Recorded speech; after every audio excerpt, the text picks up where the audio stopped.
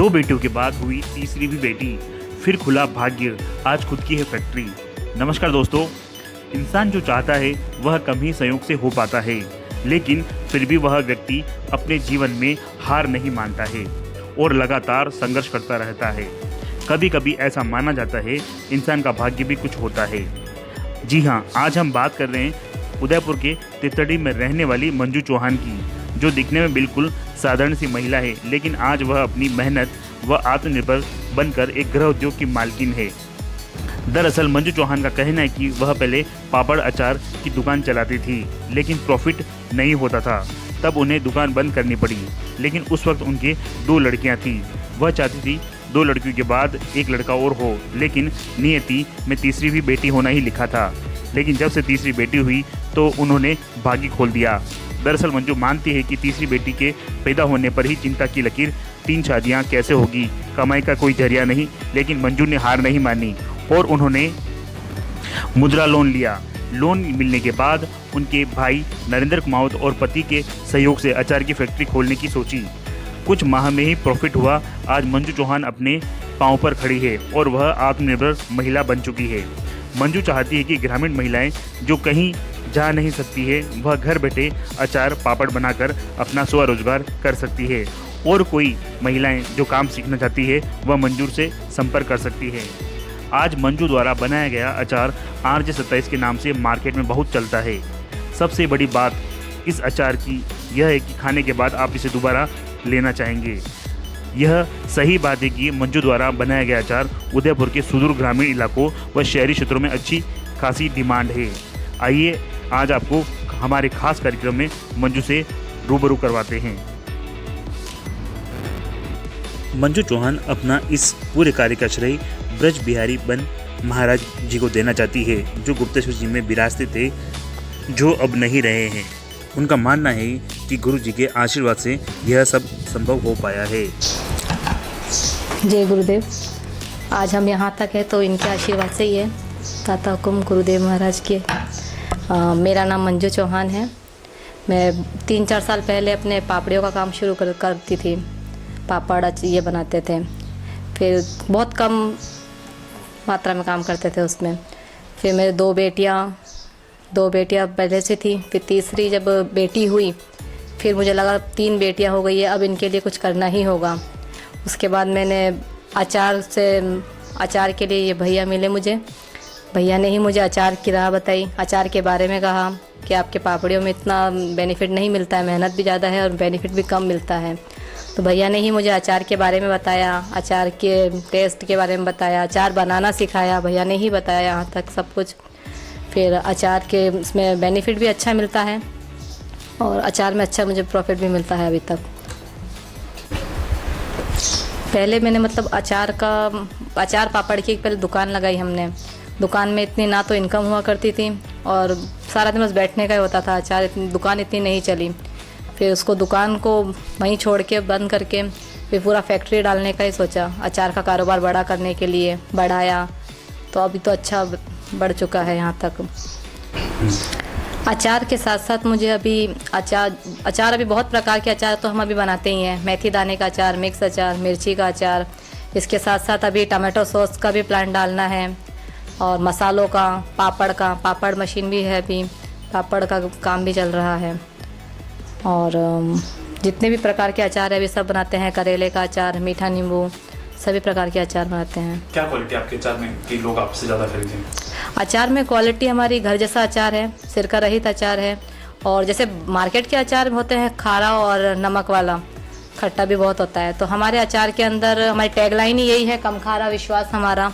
इसमें नमक की मात्रा बिल्कुल नहीं है, ना के बराबर ही नमक है। अभी वर्तमान में कहाँ सप्लाई हो रही है और कहाँ के आपके कस्टमर हैं? अभी वर्तमान में उदयपुर के आसपास के सभी ज़िलों में तो हमारी सप्लाई हो रही है और कम से कम 250 से 300 काउंटर तो हमारे अचार के हैं, और जिसमें सब तरफ अचार जाता है और सभी तरफ से फीडबैक तो अच्छा ही है कि आपका अचार घर जैसा ही है। अभी वर्तमान में कितने लोग आपके साथ जुड़कर काम कर रहे हैं?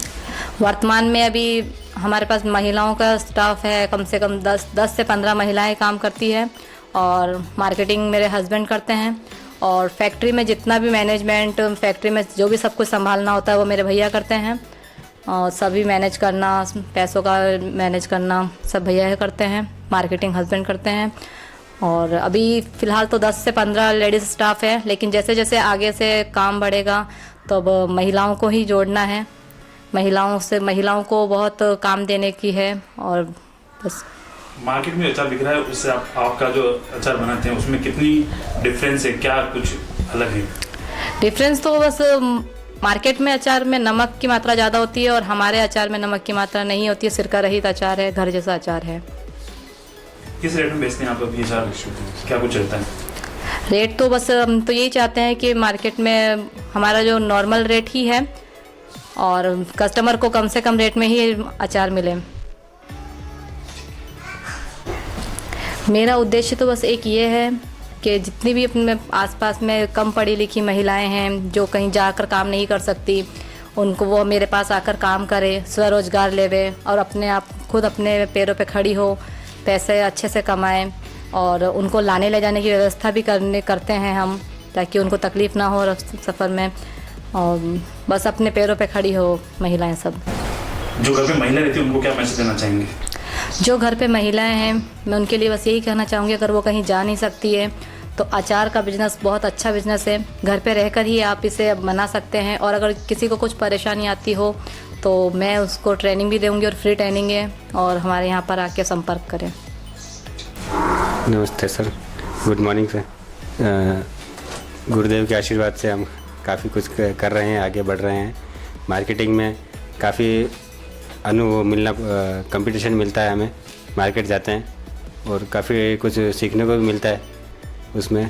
तो इसके बारे में तो ज़्यादा तो हमारे हैं पार्टनर सूरज जी, वो ज़्यादा बता सकते हैं, वो मार्केटिंग में ज़्यादा अनुभव है उनका, इसलिए। अभी तक अचार का जो मामला है, जिस हिसाब से हमने शुरुआत करी, हमें काफ़ी ज़्यादा दिक्कत आई।